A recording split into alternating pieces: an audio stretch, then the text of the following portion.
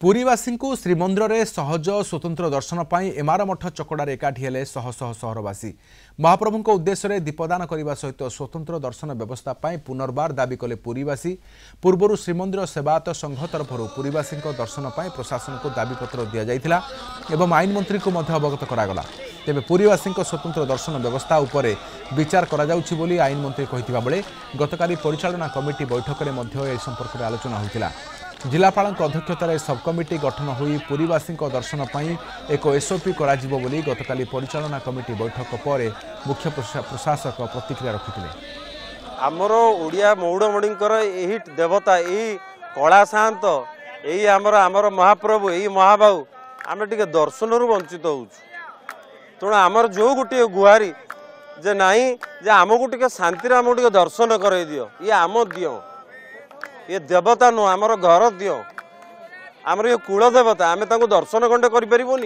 एवं आम आज शांतिपूर्ण भाव अनुरोध करुँ सरकार को हे सरकार ये हूँ आमर अधिकार आम शांतिपूर्ण भाव महाप्रभु को देखिलु जो आमर आ कहीं ना तेणु हे महाप्रभु आम हाथ टेकी जगन्नाथ को आज ये दीप प्रज्वलन कर जगन्नाथ को दीप मागु हे प्रभु आमको तुमको टे दियो टे दर्शन आमको कर दियो। एथरक जो कार्तिक ये सरकार चेंज है कि आम किसी अधिक किसी हम कि देखला बेलू आहरी तल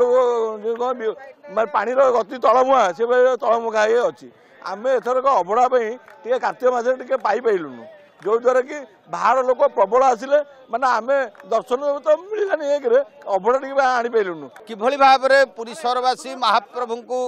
होचंती श्रीमंदिर को प्रवेश करी अंतर प्रदेश में महाप्रभुंकर दर्शन करें तार सुबंदोबस्त आपण माध्यम अनुरोध करुच्ची जिलापाल महोदय को एवं मुख्य प्रशासक महोदय को मुख्य प्रशासक महोदय